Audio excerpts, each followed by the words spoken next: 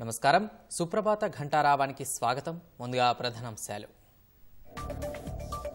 ఢిల్లీలో ఇవాళ సాయంత్రం కాంగ్రెస్ సిఇసి సమావేశం మిగిలిన 8 ఎంపీ స్థానాలకు ఖరారు కానున్న అభ్యర్థులు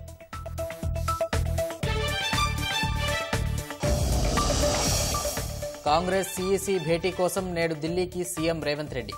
అభ్యర్థుల ఎంపికపై రాష్ట్ర నాయకత్వం అభిప్రాయాలపై నివేదిక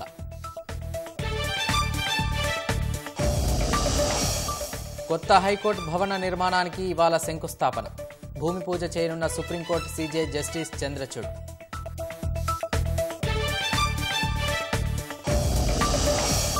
సచివాలయంలో ఐటీ సామాగ్రి కొనుగోలులో నిబంధనల ఉల్లంఘన టెండర్లు లేకుండానే 270 కోట్ల పనులు ఇచ్చినట్లు విజిలెన్స్ గుర్తింపు దేశంలో సిఏఏ అమలుపై అమెరికా ఆందోళన